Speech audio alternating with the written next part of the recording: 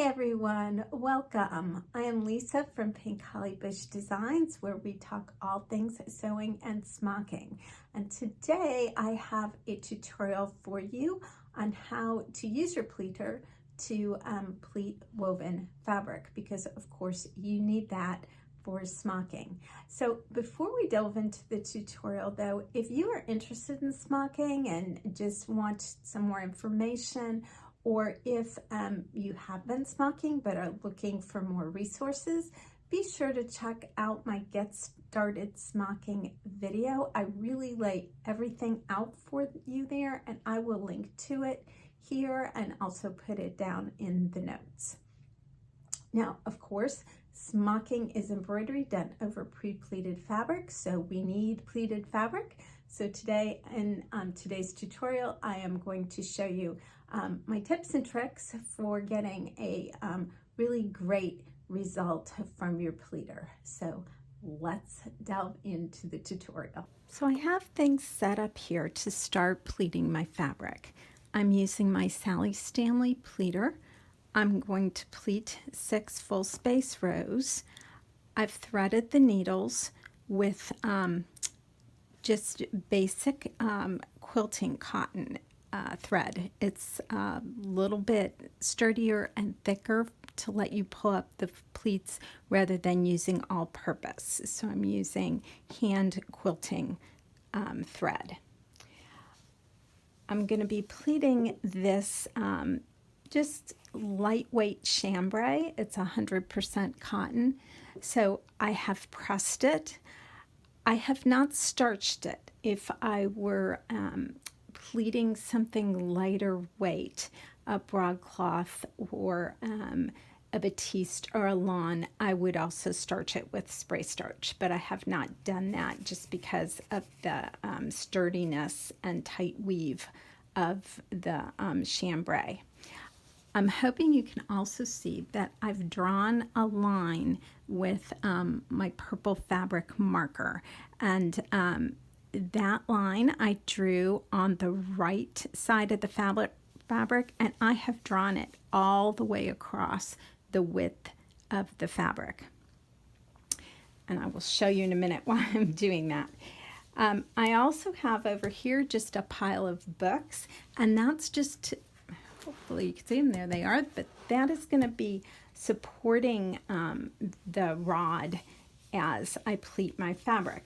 And I've just rolled the fabric onto the rod. Now the reason you want to support that rod is so you're trying to minimize the drag on the fabric so you can keep everything on grain as it comes through the pleater. Now, you'll also notice that my needles are shifted over to this side rather than down here. I do that on purpose because I feel that the remaining portion of the rods that is not threaded helps me control that fabric and keep it on grain. So I'm shifting it over to this side. I guess I could have it even a couple more. I like having a little bit of space here just so I can see a little bit better what I'm doing, because you'll notice that I'm feeding the fabric from the back through to the front. You can do it either way. There is not a right or wrong way of whether you are on this side of the pleater or on that side of the pleater. It really is what is comfortable for you, and I think it probably depends on how you start doing it from the beginning, which way you're comfortable with. Now putting a piece of wax paper through before you start will just help lubricate the needles and your thread and can help that fabric go through a lot easier. So I'm just gonna put that through and kind of pull it down.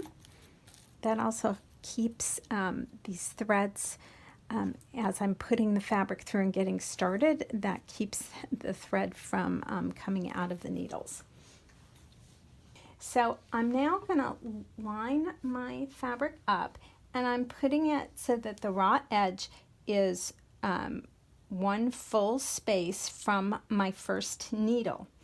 And what that does is my line is now lining up with this needle here. Now, I drew that line 2 inches from my raw edge. And as I said, this is a Sally Stanley pleater. Where you're going to draw that line depends on your pleater, and you need to measure it. So what you want to do is if you have your needles in and your raw edge is here, what is the distance from that raw edge to a needle a couple inches down? On my Amanda Jane pleater, I draw that line at 3 inches. That's where it lines up on an easy amount to measure on the ruler and make a nice line. Now I'm going to get started just by turning and letting the rods grab the fabric and pull it through. I used to try to get my fabric really up in there, and I've found that I get a better start if I don't do that, and I just kind of have it sitting on the rod and let the rod grab it and bring it through. And yes, I got a great start, so we're just going to keep going with that. So now as I start pleating, I am not going to keep my eye up here. I'm going to keep my eye here on this line going through this groove with this needle. And I just find that, again, that enables me to help keep everything straight, which is the goal. If my eye is up here, the fabric just seems to go a little bit more wonky. So I'm going to go right here and just start pleating. And then you can hopefully see that my left hand is working the fabric over here with the rod. I'm not just letting it go and come through. I'm picking that up a little bit and supporting it. Now the minute you start feeling a little tension, you stop and clear the needles.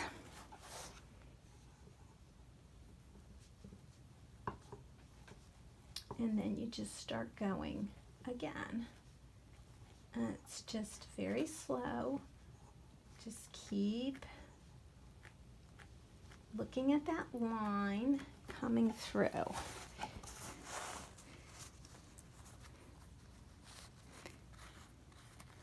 Make sure. Okay.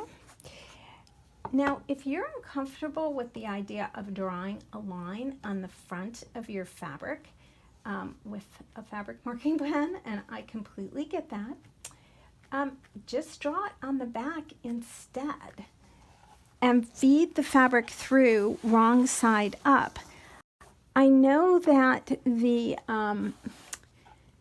a lot of the pleaters say that right side up is the correct way to put it through, and that is the case with this Sally Stanley.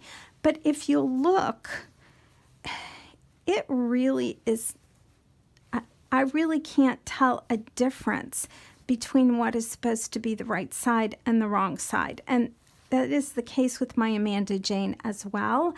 To the extent there is a slight difference, you can easily compensate for that as you're smocking. I think it's more important that you get a good pleating result as you're pleating your fabric. And, you know, if you're uncomfortable risking that marker, I get that. Now, I'm hoping you can see, I also drew, when I made my line that was parallel to the cut edge, I also drew some lines that were perpendicular to the cut edge. And again, that's to let me know, am I staying on grain? So as you're coming up, you can see how this is really just beautifully parallel to the bar, and so that's telling me that I'm on grain and it's going to go through just great. So I did cut off the salvage edges. Should explain that. before I started to make sure I had, just because those salvage edges are often a little bit tightly woven and they can pull the fabric in a little bit, and that was the case definitely with this denim. That edge was tighter. And there's another one, I hope you can see it up a little bit. There's another one of those horizontal lines, and again it's feeding in just perfectly. And I am coming in right on grain, and I am really happy with the overall result.